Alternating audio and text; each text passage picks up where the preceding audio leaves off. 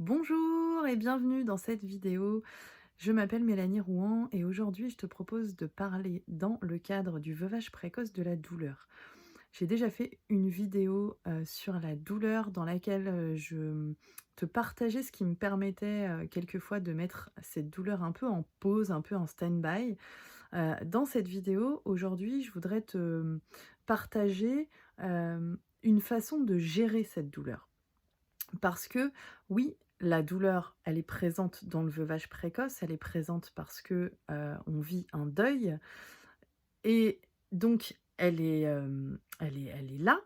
Ce que je te proposais dans la vidéo précédente, c'était de mettre en pause la douleur parce que, parfois c'est juste insupportable, parfois c'est trop, parfois tu as besoin de te créer des moments d'apaisement dans la journée.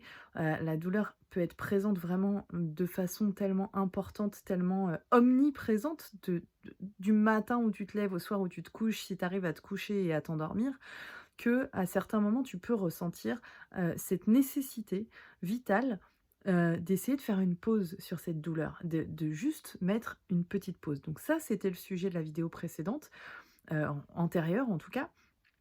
Aujourd'hui, quand je te propose de gérer cette douleur, c'est parce que, oui, c'est important donc de te créer des moments d'apaisement par rapport à cette douleur pour pouvoir avancer et continuer à avancer, à suivre ta route avec tes enfants, avec vos enfants. Mais c'est pas en créant ces moments de pause que tu vas réussir finalement à transcender cette douleur, comment je pourrais dire? À avancer finalement et à faire le travail, qu'il est nécessaire de faire sur ton deuil pour te permettre, tout simplement de guérir ton cœur. Donc apprendre à gérer cette douleur, c'est aussi finalement, t'octroyer des moments pendant lesquels tu vas aller t'asseoir avec ta douleur. Tu vas aller, la laisser s'exprimer. Parce qu'en fait, le but, c'est pas de l'éviter à tout prix, la douleur. Elle est là de toute façon et pour avancer, pour continuer à cheminer et comme je le disais, pour vraiment guérir, pour trouver la paix dans ton cœur et traverser cette épreuve de veuvage précoce, il va falloir travailler avec la douleur. La douleur, elle est là pour t'aider à aller vers cette guérison, vers cette paix et même si elle est hyper désagréable, inconfortable, intolérable, insupportable, injuste, omniprésente et ben, il faut travailler avec elle, en fait. C'est nécessaire et donc tu ne peux pas l'éviter à tout prix. Après, là où c'est subtil et là où, se met, j'ai envie de dire le challenge, c'est que, hem, il faut aussi faire attention à ne pas rester tout le temps dans cette douleur, parce que, le risque dans ces cas-là, c'est que cette douleur finalement, elle s'éternise. Alors là, j'y vais avec des pincettes parce que s'éterniser, qu'est-ce que ça veut dire? Tu vas me dire, est-ce qu'au bout de 3 mois, si je souffre encore, je peux dire que la douleur, elle s'éternise? Est-ce qu'au bout de 3 ans, si je souffre encore, je peux dire que la douleur, elle s'éternise? J'ai pas de réponse à ça parce que c'est vraiment relatif.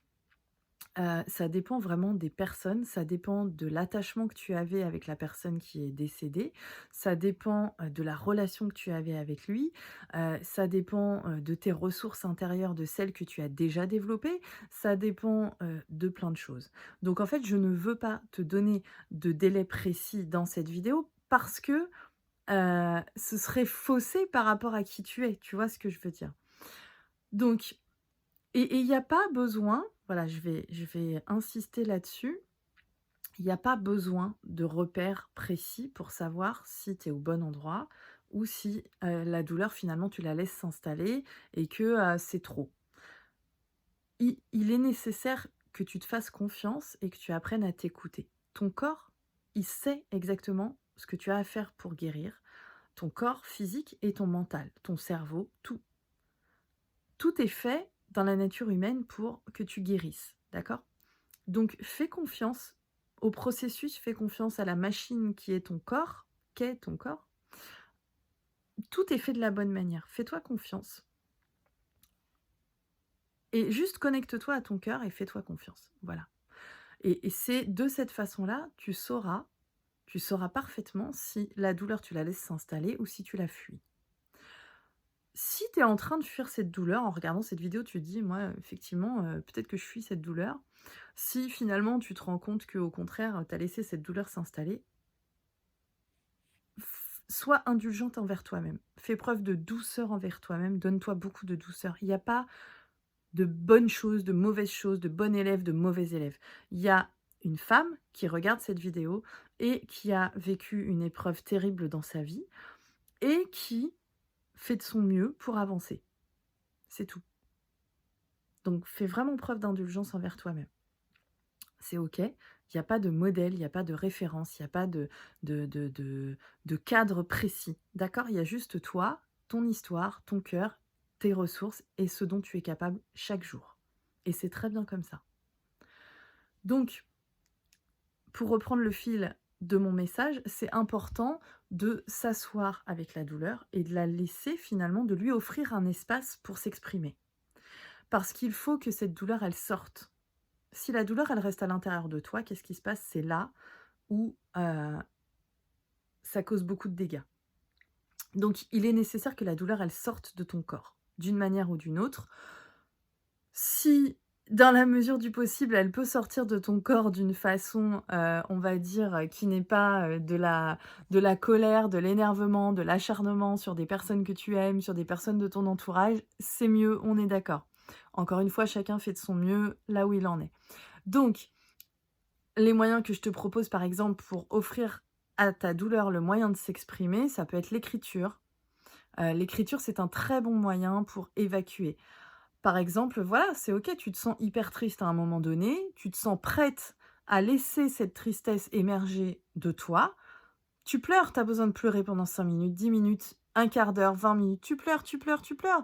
Tu as besoin de parler, d'injurier, toute seule la terre entière, voilà, tu le fais, tu laisses cette douleur sortir. Si après tu as besoin d'écrire, tu écris. Si tu arrives pas à pleurer et que tu as besoin d'écrire, tu écris. Mais voilà, l'idée c'est d'offrir un espace à la douleur pour qu'elle puisse s'exprimer et sortir de toi, d'accord? Et encore une fois, il y a pas de bonne ou de mauvais élève, il y a pas un nombre de lignes à écrire, il y a pas un nombre de fois où tu peux faire ça. Il y a, voilà, ça c'est une possibilité, il y en a probablement d'autres. L'idée principale à retenir, c'est que quand tu en as marre et que tu as envie de mettre cette douleur en pause, je t'ai donné un moyen de le faire dans une autre vidéo. Et ici, je te suggère à certains moments de prendre malgré tout le temps d'offrir un espace à ta douleur pour qu'elle s'exprime, pour que petit à petit, elle sorte de ton corps et que petit à petit, bah, tu ailles vers la guérison, vers l'apaisement. Voilà ce que je te propose.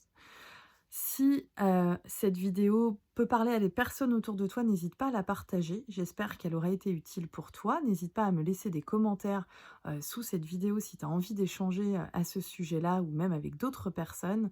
N'hésite pas à venir sur, notre groupe privé après la pluie, le beau temps si tu as envie, d'intégrer tout simplement une communauté de femmes qui traversent le veuvage précoce à différentes étapes de